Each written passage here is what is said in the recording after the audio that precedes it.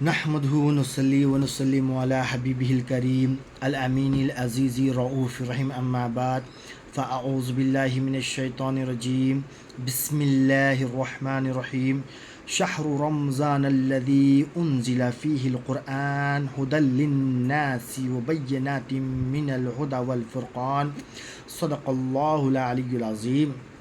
محترم سامعین و ناظرین، آج ہم رمضان شریف میں تیسرا ایپیسوڈ آپ کے سامنے پیش کر رہے ہیں۔ مقاصد قرآن، قرآن کے مقاصد کیا ہے، قرآن کیوں نازل ہوا ہے، اس کو سمجھنے کے لیے آج ہم آپ کے سامنے میں نے قرآن شریف کی سورہ بقرہ آیت نمبر 185 کی تلاوت کی ہے۔ جیسا رمضان شریف آ جاتا ہے، امت محمدیہ قرآن سے جڑ جاتی ہے، قرآن سے ربط پیدا ہو جاتا ہے۔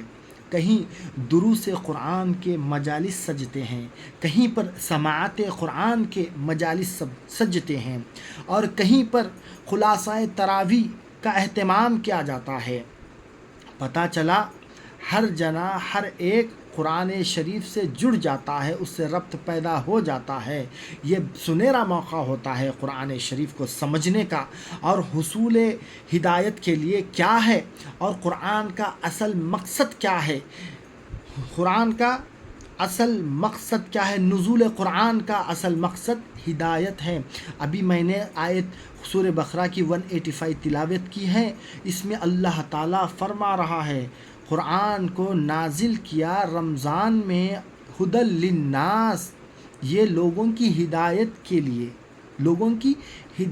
کے لیے قرآن کو نازل کیا گیا ہے، اور یہ کتاب حق اور باطل میں فرق کرنے والی کتاب ہے، حق اور باطل میں امتیاز کرنے والی کتاب ہے۔ دیکھیے، اب ہم قرآن کس لیے نازل ہوا، اس کا مین مقصد یہ ہے، لوگوں کی ہدایت کے لیے قرآن کو اتارا گیا ہے۔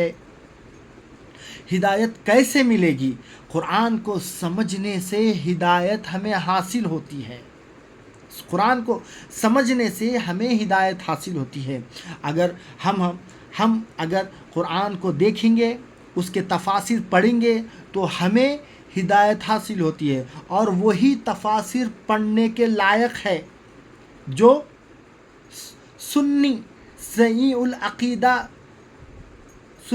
العقیدہ مفسرین جو تفسیریں کرے ہیں، اور جو علماء ہیں، ان کے بیانات سننے سے، ان کے محفلوں میں بیٹھنے سے ہمیں صحیح عقائد اور صحیح قرآن کا فہم ہمیں نصیب ہوتا ہے۔ قرآن کا مقصد کیا ہے؟ ہدی للناس، لوگوں کی ہدایت کے لیے قرآن نازل ہوا ہے۔ اب ہدایت کیسے ملے گی؟ قرآن کو سمجھنا ہے، اور قرآن کو انہی سے سمجھنا ہے، سنی صحیح العقیدہ مفسرین سے سمجھنا ہے۔ جیسا بحر العلوم محمد عبد القدیر صدیقی رحمۃ اللہ علیہ کی تفسیر صدیقی ہے، وہ آسان تفسیر ہے، اس کو سمجھنا چاہیے، اور اس میں بے شمار الحمدللہ عبد القدیر صدیقی رحمۃ اللہ علیہ بہترین تفسیر کرے ہیں، اور بہت سینکڑوں کے تعداد میں سنی علماء اکرام جو ہے نا، سنی مفسرین موجود ہیں، ان کے تفاسیر موجود ہے، ہم اس سے استفادہ کرنا چاہیے۔ اور اگر ہم دوسرے مکاتب فکر کے علماء کی تفسیر پڑھتے ہیں، تو وہ علماء حضور نبی کریم صلی اللہ علیہ وسلم کی شان میں بے راہ لکھے ہیں، معاذ اللہ بھٹکے ہوئے لکھے ہیں، معاذ اللہ۔ اگر ہمارے حضور، ہمارے آقا بھٹکے ہوئے ہیں، تو کائنات میں کون ہے ہدایت یافتہ؟ تو ایسے تفاسیر سے، ایسے علماء اکرام سے ہم کو پرہیز کرنا چاہیے، بچنا چاہیے، اور سنی صحیح العقیدہ مفسرین کے تفاسیر کو پڑھنا چاہیے۔ اور میں آیت نمبر سورہ بقرہ کی 185 کی تلاوت کیا ہوں، اس میں اللہ فرما رہا ہدی للناس، ہو لوگوں کی ہدایت کے لیے ہم نے قرآن کو نازل کیا ہے۔ اور ہدایت صرف سمجھنے سے آتی ہے، قرآن کو سمجھنے سے آتی ہے۔ اور ایک مقام پہ اللہ تعالیٰ ارشاد فرماتا ہے سورہ نحل میں، بالبینات والزبور وانزلنا الیک الذکر لتبین للناس ما نزل الیہم ولعلہم یتفکرون۔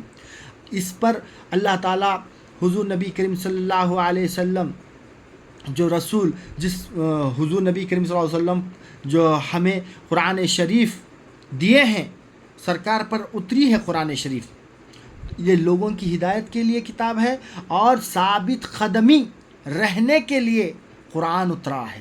مومنوں کو ثابت قدم رکھنے کے لیے قرآن اترا ہے۔ اور ایک مقام پہ قرآن اللہ تعالیٰ ارشاد فرماتا ہے، کیسا اللہ تعالیٰ سے ثابت قدمی مانگے اللہ تعالیٰ، تو قرآن شریف میں آتا ہے ربنا افرغ علینا صبرا وثبت اقدامنا وانصرنا علی القوم الکافرین، اے اللہ ہمیں ثابت قدم رکھ۔ اللہ ہدایت کی دعا قرآن میں مومنوں کو سکھا رہا ہے، ربنا افرغ علینا صبرا وثبت اقدامنا وانصرنا علی القوم الکافرین، ہمیں ثابت قدم رکھ اور کفاروں پر ہمیں غالب فرما، ہماری مدد فرما۔ اور سورہ انعام آیت نمبر 155 میں اللہ تعالیٰ ارشاد فرماتا ہے وَهَذَا كِتَابٌ أَنزَلْنَاهُ مُبَارَكٌ فَاتَّبِعُوهُ وَاتَّقُوا اللَّهَ لَعَلَّكُمْ تُرْحَمُونَ، اور یہ قرآن برکت والی کتاب ہے جس سے ہم نے نازل فرمایا ہے، تم اس کی پیروی کیا کرو اور اللہ سے ڈرو تاکہ تم پر رحم کیا جائے۔ یہ قرآن برکت والی کتاب ہے، اللہ سے ڈرنے کا حکم اللہ سے ڈرنے کا حکم دیا جا رہا ہے اور اس کی پیروی کرنے کا حکم دیا جا رہا ہے۔ سورہ بقرہ میں کیا فرما رہا ہے اللہ؟ یہ لوگوں کے لیے ہدایت ہے، یہ حق اور باطل میں فرق کرنے والی کتاب ہے اور یہ حق اور باطل میں امتیاز کرنے والی کتاب ہے یہ۔ اور دوسرے مقام پر ثابت قدمی، مومنوں کے لیے ثابت قدمی رکھنے کے لیے ہم نے اتارا ہے۔ اور یہاں پر سورہ انعام میں ارشاد فرما رہا ہے یہ کتاب اس لیے نازل کی ہے، یہ مبارک کتاب ہے، برکت والی کتاب ہے، اس کی پیروی کیا کرو، اللہ سے ڈرو تاکہ تم پر رحم ہو۔ معجم الکبیر میں ایک حدیث شریف ہے، عبداللہ ابن مسعود بیان کرتے حضور نبی کریم صلی اللہ علیہ وسلم نے ارشاد فرمایا قیامت کے دن قرآن کی شفاعت خدا کی بارگاہ میں مقبول ہے۔ جو کوئی خدا کے احکامات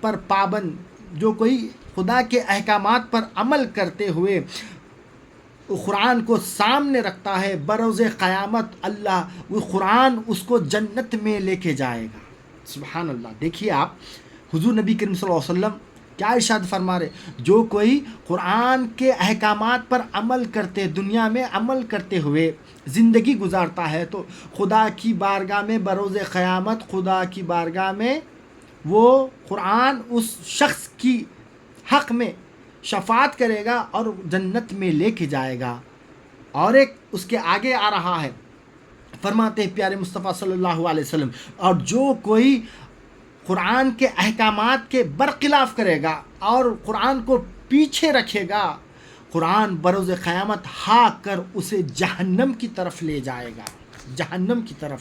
تو پتہ چلا اگر قرآن پر عمل کریں گے تو قرآن کی شفاعت اللہ کی بارگاہ میں مقبول ہے اور قرآن ہمیں جنت کی طرف لے جائے گا۔ اگر قرآن کے برخلاف کرتے ہیں تو وہی قرآن ہمیں ہاک کر دوزخ کی طرف لے جائے گا۔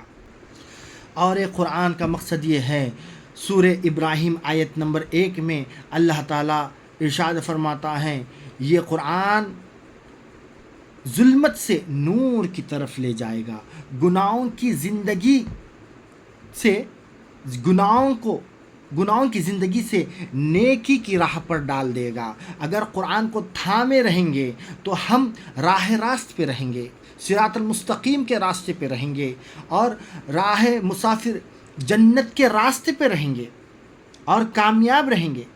قرآن کا مقصد کیا ہے؟ نزول قرآن کا مقصد یہ ہے کہ مومنوں کو اس سے ہدایت مل جائے، ثابت قدمی حاصل ہو جائے اور قرآن میں غور و تفکر کرنے کا حکم دیا جا رہا ہے۔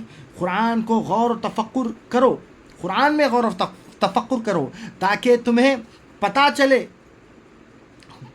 دنیا میں کیا ہو رہا ہے، پہلے کیا ہو چکا ہے اور آئندہ کیا ہونے والا ہے۔